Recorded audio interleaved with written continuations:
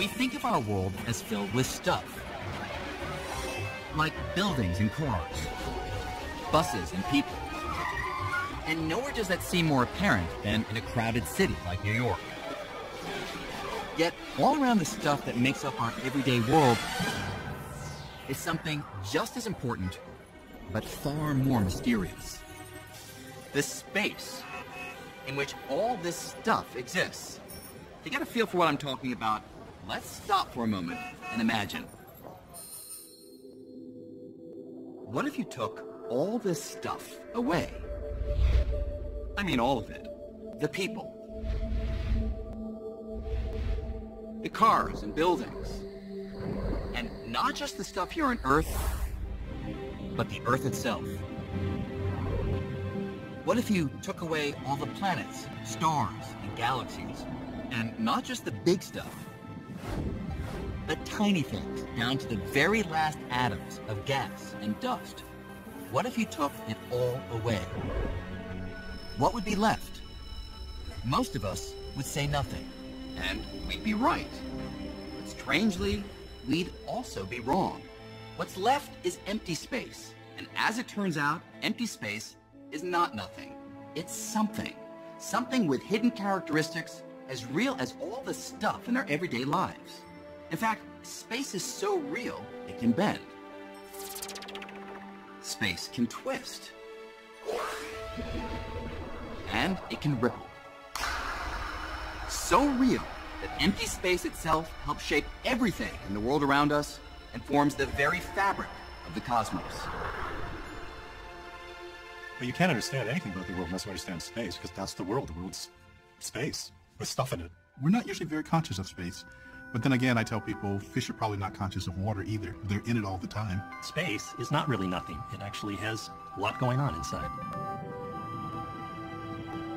When most of us picture space, we think of outer space, a place that's far, far away. But space is actually everywhere. You could say it's the most abundant thing in the universe. Even the tiniest of things, like atoms, the basic ingredient in you and me and everything else we see in the world around us, even they are almost entirely empty space. In fact, if you removed all the space inside all the atoms making up the stone, glass, and steel of the Empire State Building, you'd be left with a little lump about the size of a grain of rice, but weighing hundreds of millions of pounds. The rest is only empty space. But what exactly is space?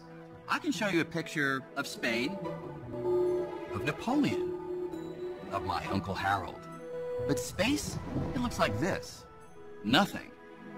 So how do you make sense of something that looks like nothing? Why is there space rather than no space? Why is space three-dimensional? Why is space big? We have a lot of room to move around in. How come it's not tiny?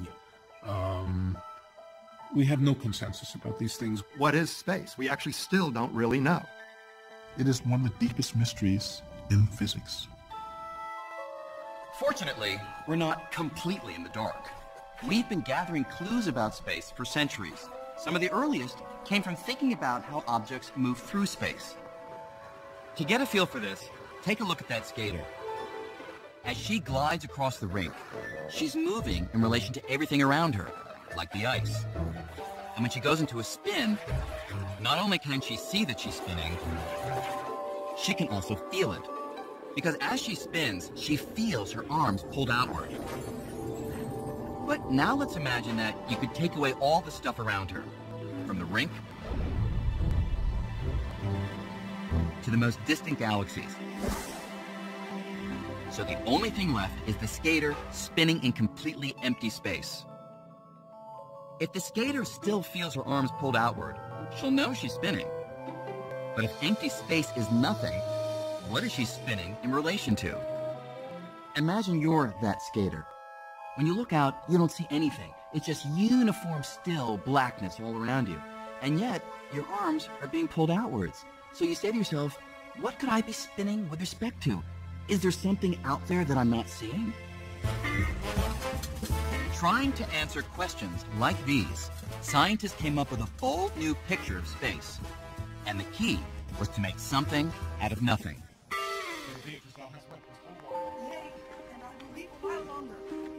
When you go to the theater, you watch the actors, I do confess that I love nothing in the world so well as thee.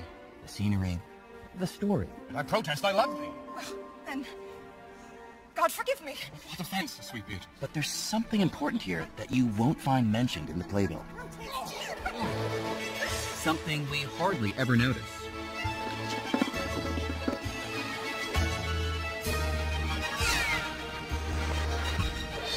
The stage. It's an absolutely vital part of the show, and yet, most of us, we don't even give it a second thought. But Isaac Newton, he did. This is how the father of modern science pictured space, as an empty stage.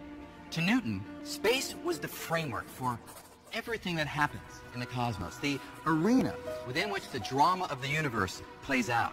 And Newton's stage was passive, absolute, eternal, and unchanging. The action couldn't affect the stage, and the stage couldn't affect the action. By picturing space in this way, Newton was able to describe the world as no one had ever done before. His unchanging stage allowed him to understand almost all motion we can see around us, yielding laws that can predict everything from the way apples fall from trees to the path the Earth takes around the sun. These laws work so well that we still use them for the things we do today, from launching satellites to landing airplanes. And the laws all hinge on one radical idea: space is real. Even though you can't see it or smell it or touch it, space is enough of a real physical thing to provide a benchmark for certain kinds of motion, like a skater. Newton would say that when she spins, her arms splay out because she is spinning with respect to something. And that something is space itself. Philosophers have been debating the nature of space for a very long time. What Newton does is change the terms of the debate. And with that, essentially modern science gets born. Newton's stage was a huge hit. It enjoyed the limelight for over 200 years. But in the early decades of the 20th century, a new set of ideas emerged that shook Newton's stage to its very foundation.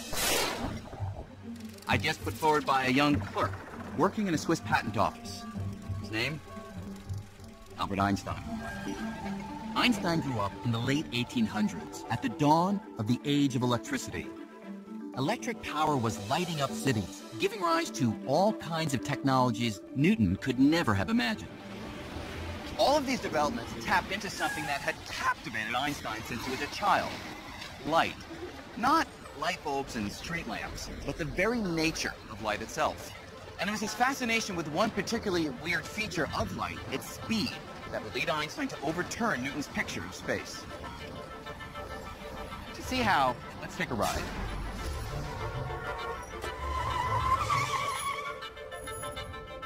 Right now we're traveling at about 20 miles per hour.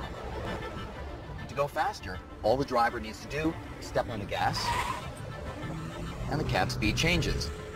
Now, you can feel that change, but you can also see it on the cab speedometer or on one of those radar speed signs. Okay, you can slow it down now. But now imagine that instead of measuring the speed of the cab, you have a radar sign that measures the speed of the light coming off its headlights. That sign would measure the light traveling at an astounding 671 million miles an hour. Now, when the cab starts moving, you'd think that the speed of the light would increase by the same amount as the car. After all, you'd think that the moving cab would give the light an extra push. But surprisingly, that's not what happens. A radar sign or any measurement of light speed will always detect light traveling at 671 million miles per hour, whether the cab is moving or not. But how could this be? How could all measurements of light speed always come out the same? If you're running at a wall, it's coming at you faster than if you're standing still with respect to that wall. But that's not true with light. The speed of light is the same for everybody. That's really extraordinary. So here's how Einstein makes sense of this extraordinary puzzle. Knowing that speed is just a measure of the space that something travels over time, Einstein proposed a truly stunning idea. that space and time could work together, constantly adjusting by exactly the right amount, so that no matter how fast you might be moving when you measure the speed of light, it always comes out to be 671 million miles per hour. To respect that absolute quality about light, time had to cease to be absolute, space had to cease to be absolute, and those two had to become relative in such a way that they slosh between each other. If space and time being flexible sounds unfamiliar, it's only because we don't move fast enough in everyday life to see it in action. But if this cab could move near the speed of light, the effects would no longer be hidden. For example, if you were on a street corner as I went by close to the speed of light, you see space adjusting so that my cab, it would appear just inches long. And you'd also hear my watch ticking off time very slowly. But from my perspective, inside the cab, my watch would be ticking normally, and space in here would appear as it always does. But when I look outside the cab, I'd see space wildly adjusting, all to keep the speed of light constant. So with Einstein, time and space are no longer rigid and absolute.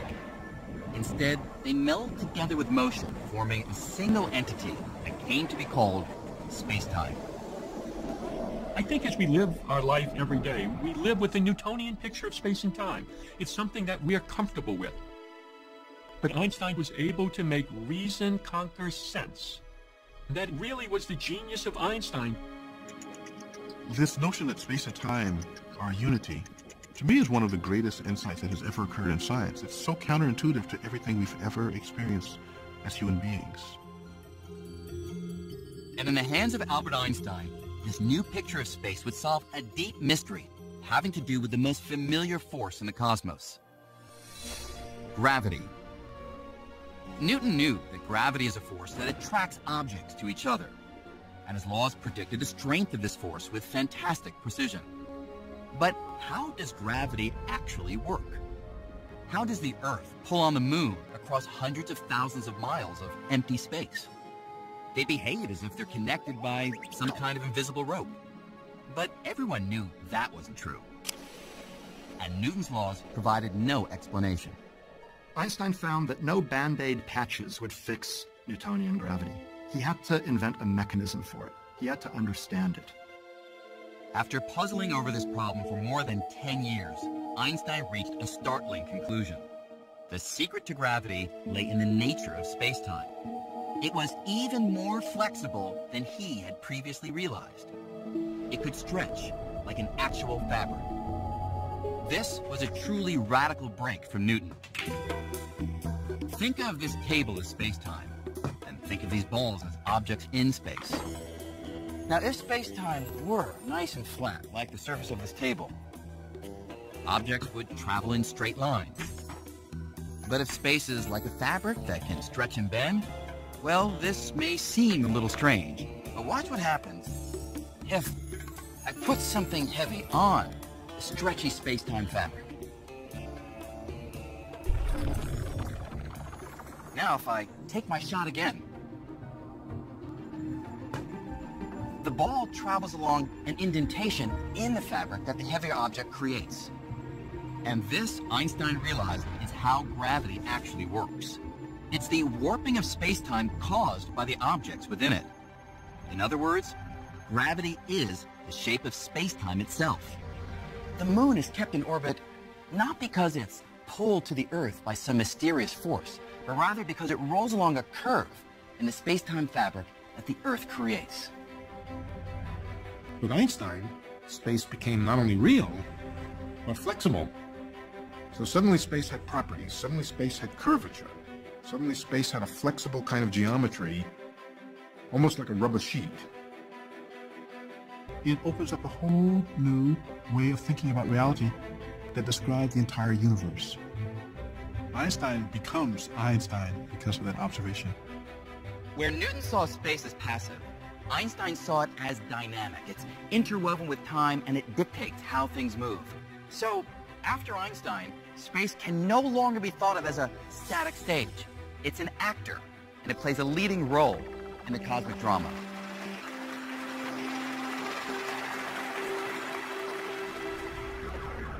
Now, it's one thing to think of space as dynamic, active, and flexible like a fabric. But is it really? Is this just a metaphor, or does it actually describe what space is? Well, Einstein's theory predicts that one way to find out would be to take a little journey to the edge of a black hole. Black holes are collapsed stars, massive objects crushed to a fraction of their original size. Gravity around them is so strong that according to Einstein's math, a spinning black hole can literally drag space along with it, twisting it like an actual piece of cloth. The nearest black hole is trillions of miles away, making it a challenge to test this prediction. But in the late 1950s, a physicist named Leonard Schiff began searching for a way to test Einstein's ideas about space much closer to home. Schiff was inspired by something we usually think of as a child's toy, a gyroscope. He thought that if space really twists, like a fabric, the gyroscope might allow him to detect it. It was a strange idea, and he chose a strange place to share it with the world. The faculty's swimming pool at Stanford. Here, in 1959, Schiff met with two colleagues, William Fairbank and Bob Cannon. He was excited about an ad he'd seen for a high-tech gyroscope. Though it looked different, it basically worked the same as the child's toy. Then and there, the three decided to launch a device like this into orbit around the Earth. Normally, a gyroscope's axis points in a fixed direction. But if Earth is actually dragging space, then the gyroscope's axis would be dragged along with it, shifting its orientation in a way that could be measured. It was a brilliantly simple plan. There was just one problem. Einstein's theories predict that the Earth's rotation twists space by only a tiny amount. An amount so small, it would be like trying to measure the height of a penny from 62 miles away. The team spent more than 2 years trying to figure out how to make such a precise measurement. They finally devised a plan to attach 4 freely floating gyroscopes to a telescope aimed at a distant star. If space twists, then over time, the gyroscopes would no longer point at the star since they'd get caught up in the swirl of space. And in 1962, they applied to NASA for a grant, requesting around $1 million for what would come to be called Gravity Probe B. Members of the team originally thought the project would take about 3 years. They were just a little optimistic. With an ever-growing team, Gravity Probe B became one of the longest-running experiments in history. Decade after decade was spent trying to realize the original vision, which meant launching a telescope into space and building gyroscopes that were among the smoothest objects ever created. The technology is just frightening. It was like the carrot on the front of the mule. It was like it was always 5 to 10 years away when we could do this. And it was 5 to 10 years away for about 35 years. Consuming more than 4 decades and $750 million, the project was nearly canceled by NASA 9 times. 10, 9. Finally, in April of 2004, the team gathered to witness the launch.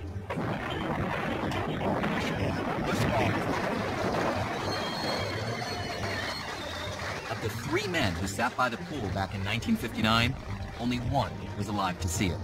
And there we were, watching. It's a terribly exciting moment in your life. Just a thrilling experience. It was flawless. 10,000 things did not go wrong.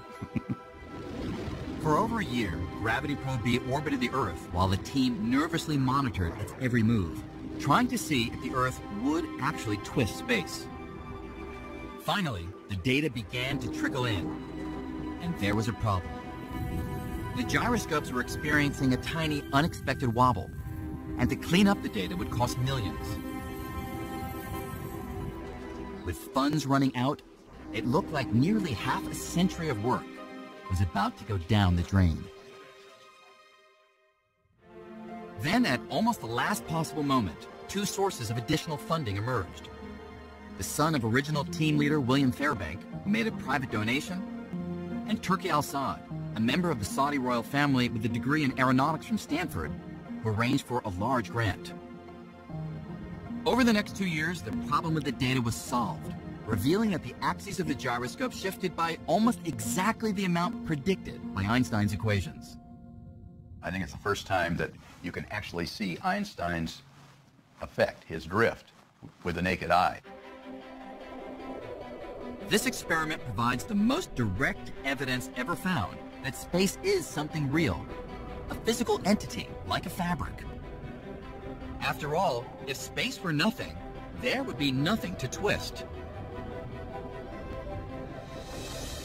But at the same time that Albert Einstein was investigating space on the largest of scales, another band of physicists was probing the universe on extremely tiny scales. And there they found a completely uncharted realm where Einstein's picture of space, it was nowhere to be found. Do you see what I'm talking about? Imagine you could shrink billions of times smaller than your current size. This is the realm of atoms and subatomic particles, the fundamental building blocks of everything we can see. And when you get down to this size, the world plays by a wildly different set of rules called quantum mechanics. According to these rules, even if you try to remove every last atom and particle, you'd find that empty space is still far from empty. In fact, it's teeming with activity. Particles are constantly popping in and out of existence. They erupt out of nothingness, quickly annihilate each other, and disappear. In quantum mechanics, empty space is not that empty. It's full of fluctuating fields, full of all sorts of jittery things going on. It's a place where particles are constantly fluctuating and annihilating each other and being created again and annihilating. It's a place of chaos and bubbling. While the theory predicted this, it wasn't until 1948 that a scientist named Hendrik Casimir suggested that even though we can't see these particles, they should cause empty space to do something we can see. He predicted that if you take two ordinary metal plates and place them extremely close together, say closer together than the thickness of a sheet of paper, then particles with certain energies would be excluded because in some sense they wouldn't fit between the plates. With more of this frenetic activity outside the plates than inside, Casimir thought the plates would be pushed together by what we usually think of as empty space. And some years later, when the experiment was done,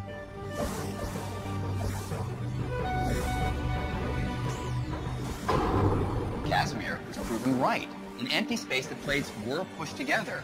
So on atomic scales, empty space is not empty. It's so flooded with activity that it can force objects to move. And today, the quest to understand space on the smallest scale is continuing with one of the most expensive science experiments in history. This is CERN, the European Organization for Nuclear Research in Geneva. And here, buried a few hundred feet below the ground, is the Large Hadron Collider, the world's most powerful accelerator. With a price tag of about $10 billion, it accelerates subatomic particles to more than 99.99% of the speed of light and smashes them into each other. In the showers of debris produced by these collisions, scientists at places like this have discovered a whole zoo of strange and exotic particles. And right now, they are chasing one of the most elusive. A particle thought to be essential to shaping everything from the atoms in our bodies to the most distant stars. If this particle is found, it will redefine our picture of space and fulfill a quest begun more than 40 years ago. It all started in 1964, when a young English physicist named Peter Higgs suggested something about space that was so radical it nearly ruined him. I was told that I was talking nonsense, that I couldn't be right. So they clearly hadn't understood what I was saying. Higgs and a few others were wrestling with a puzzle which comes down to this. The fundamental particles in the universe all contain different amounts of mass, which we usually think of as weight. Without mass, these particles would never combine to form the familiar atoms that make up all the stuff we see in the world around us. But what creates mass? And why do different particles have different masses? Try as they might, no one had been able to answer this perplexing question. Then, one weekend, after a walk outside Edinburgh, Higgs had a peculiar idea. Using mathematics, he imagined space in a new way, as something like an ocean. Particles are immersed in this ocean and gain mass as they move through it. To see how this works, think of a particle's mass like an actor's fame. And the Higgs ocean is like the paparazzi. Some particles, like unknown actors, pass through with ease. The paparazzi simply aren't interested in them. But other particles, like superstars, have to push and press. And the more those particles struggle to get through, the more they interact with the ocean, and the more mass they gain. Higgs was convinced he'd made a great discovery. But when he submitted his idea to a journal at CERN, it was rejected. Undaunted, Higgs honed his theory further, until he was offered the chance to present it at Einstein's old haunt, the Institute for Advanced Study in Princeton. There, he expected his new idea would meet some of its toughest critics. I was happily driving up the freeway, and then there was a sign to turn off for Princeton, and that really confronted me with what I was going into. I broke out in a cold sweat and started trembling, and I had to pull off the road to recover. But Higgs persevered. It was the first in a series of talks that would convince colleagues far and wide that he was onto something profound. Eventually, I sort of wore them down. I felt I sort of triumphed. So I enjoyed the parties which followed. Today, the idea Higgs pioneered, called the Higgs field, is crucial to our understanding of space.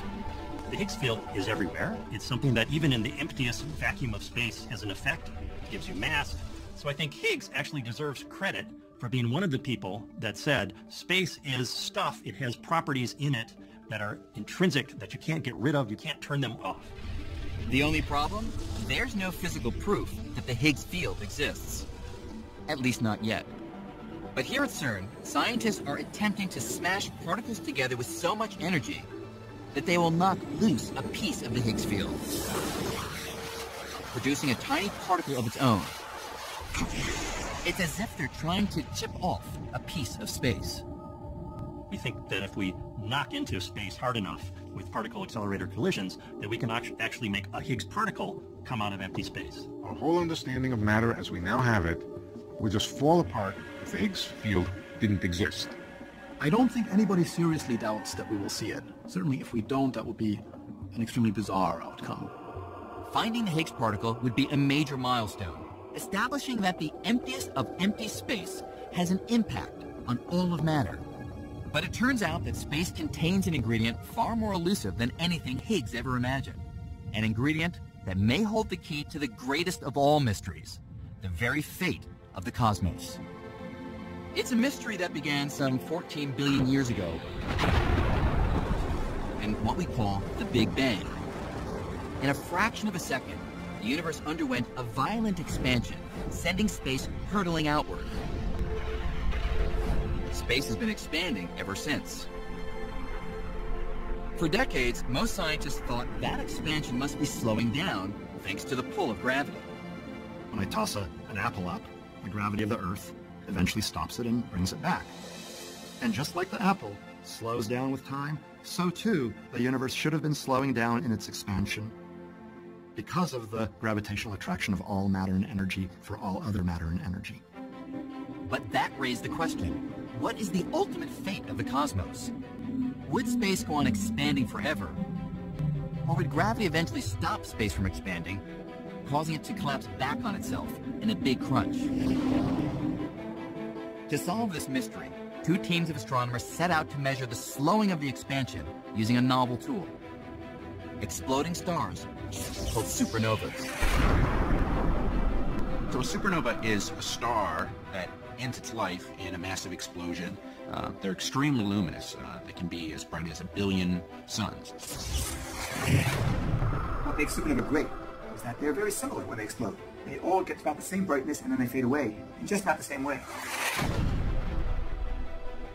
Because the explosions are so bright and uniform, the teams reasoned that these supernovas would act as very precise cosmic beacons, allowing them to track how the expansion of space has slowed over time. The trouble is, supernovas are extremely rare. To find enough of them, Perlmutter spent years calling astronomers around the globe begging for time on their telescopes.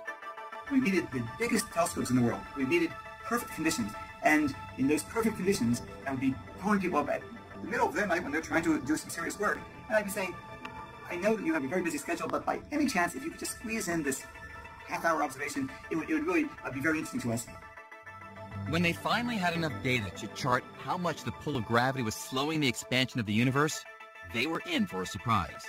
The results looked a little bit strange. They didn't really show any slowing of the universe at all. Very surprising. Actually, a universe that's actually speeding up. It was as though space, which we really thought was nothing, actually had an inherent springiness to it. And so space did not want to be compressed. Space actually wants to push the universe apart. It looked like the universe was expanding faster and faster with time, accelerating rather than decelerating. My immediate response was, I have to figure out why this is wrong. This can't be right. But it was right, and most scientists converged on one explanation. There's something that fills space and counteracts the pull of ordinary attractive gravity, pushing galaxies apart and stretching the very fabric of the cosmos. This mysterious substance filling space has been dubbed dark energy, and it's turned our picture of the universe upside down. Over the largest distances, dark energy dominates the contents of the universe, and we don't know what it is. If you do sort of a survey, a census of all the energy in the universe, dark energy turns out to be about 70% of the universe. And up until a decade ago, nobody imagined such stuff even existed. So in essence, the weight of empty space itself is 70% of the weight of the entire universe. That's roughly the same percentage of Earth's surface that's covered by water. Imagine we didn't know what water is. That's where we stand with dark energy. We're really clueless about how to explain it. We have all of this fancy scientific apparatus of quantum mechanics and relativity and particle physics that we've developed in the last 100 years, and none of that works to explain dark energy. And the discovery of dark energy held another surprise. The idea that the universe contained such an ingredient had actually been cooked up 80 years earlier. I'll let you in on a little secret. Although he didn't call it dark energy, long ago Albert Einstein predicted that space itself could exert a force that would drive galaxies apart. You see, shortly after discovering his general theory of relativity, his theory of gravity, Einstein found that, according to the mathematics, the universe would either be expanding or contracting, but it couldn't hover at a fixed size. This was puzzling because before they knew about the Big Bang, most scientists, including Einstein, pictured the universe as static, eternal and unchanging. When Einstein's equations suggested an expanding or contracting universe, not the static universe everyone believed in, he had a problem. So Einstein went back to his equations and modified them to allow for a kind of anti-gravity that would infuse space with an outward push, counteracting the usual inward pull of gravity, allowing the universe to stand still. He called the modification the cosmological constant. Adding the cosmological constant rescued his equations. But the truth is, Einstein had no idea if this outward push or anti-gravity really existed.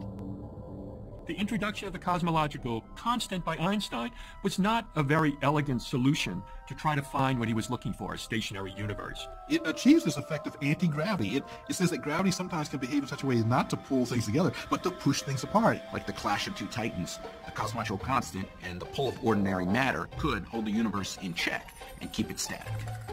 But about a dozen years later, the astronomer Edwin Hubble discovered the universe is not static. It's expanding due to the explosive force of the Big Bang, 14 billion years ago. That meant Einstein's original equations no longer had to be altered. And so suddenly, the need for a cosmological constant went right out the window.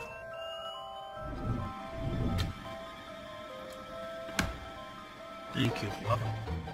Einstein is said to have called this his biggest blunder.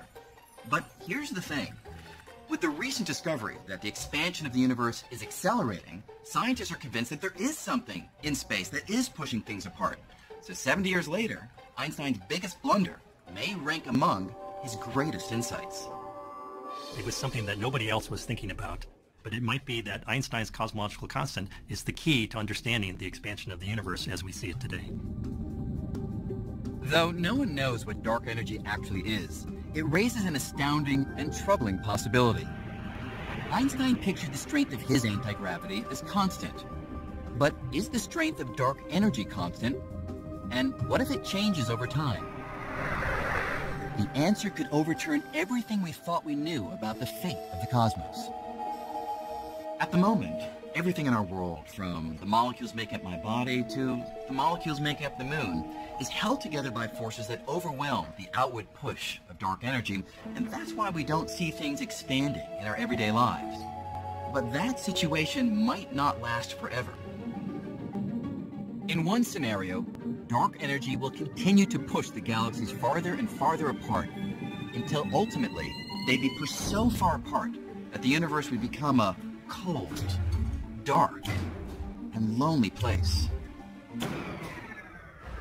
In another scenario, the strength of dark energy might increase over time, becoming so strong that it would tear apart everything within the galaxies, from stars to planets to matter of all kinds. If the dark energy grows with time, then ultimately even atoms will get ripped apart when there's enough dark energy between the nuclei and the electrons to rip space apart. A big rip.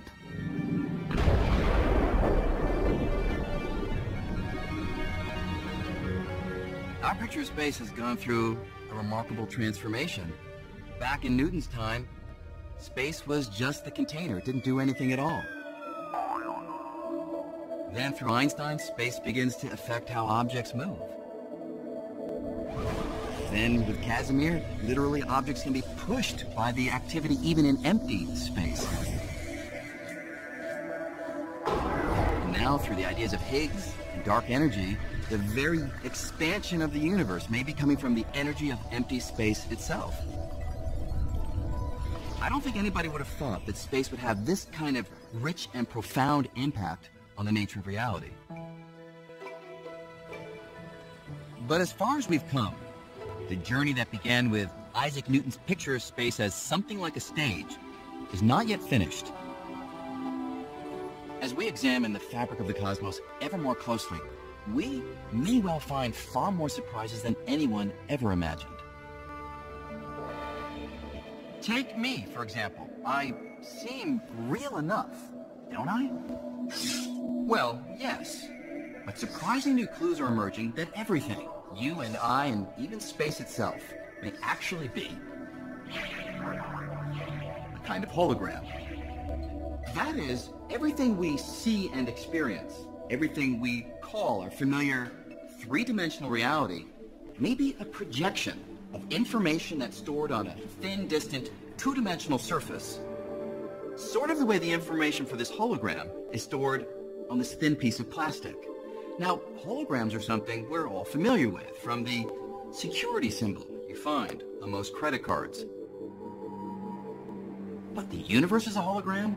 That's one of the most drastic revisions to our picture of space and reality ever proposed. And the evidence for it comes from some of the strangest realms of space, black holes. This is a real disconnect that it's very hard to get your head around. Modern ideas coming from black holes tell us that reality is two-dimensional, that the three-dimensional world, the full-bodied three-dimensional world, is a kind of image of a hologram on the boundary of the region of space. This is a very strange thing. When I was a younger physicist, I would have thought any physicist who said that was absolutely crazy. Here's a way to think about this. Imagine I took my wallet and threw it into a black hole. What would happen? We used to think that since nothing, not even light, can escape the immense gravity of a black hole, my wallet would be lost forever. But it now seems that may not be the whole story. Recently, scientists exploring the math describing black holes made a curious discovery. Even as my wallet disappears into the black hole, a copy of all the information it contains seems to get smeared out and stored on the surface of the black hole, in much the same way that information is stored in a computer. So, in the end, my wallet exists in two places. There's a three-dimensional version that's lost forever inside the black hole. and a two-dimensional version that remains on the surface as information. The information content of all the stuff that fell into that black hole can be expressed entirely in terms of just the outside of the black hole. The idea then is that you can capture what's going on inside the black hole by referring only to the outside. And in theory, I could use the information on the outside of the black hole to reconstruct my wallet. And here's the truly mind-blowing part. Space within a black hole plays by the same rules as space outside a black hole or anywhere else. So if an object inside a black hole can be described by information on the black hole surface, then it might be that everything in the universe, from galaxies and stars to you and me, even space itself, is just a projection of information stored on some distant, two-dimensional surface that surrounds us.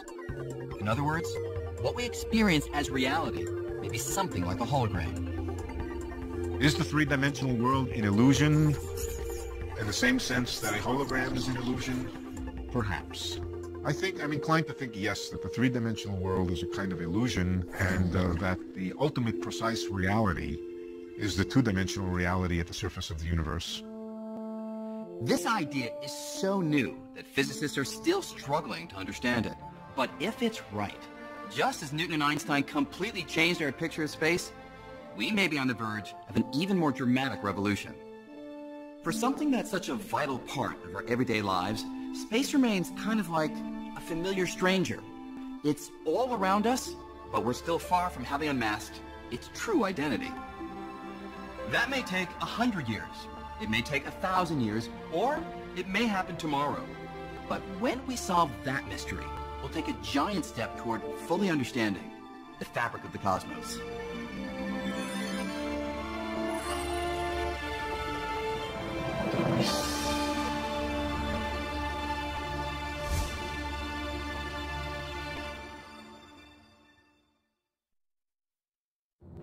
Major funding for NOVA is provided by David H. Koch and Discover New Knowledge. HHMI.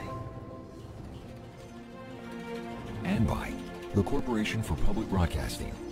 And by contributions to your PBS station from viewers like you. Thank you.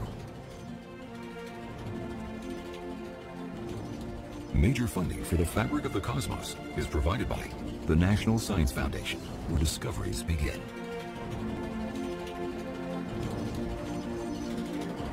And the Alfred P. Sloan Foundation, supporting original research and public understanding of science, technology, engineering, and mathematics. Additional funding is provided by the Arthur Vining Davis Foundations, dedicated to strengthening America's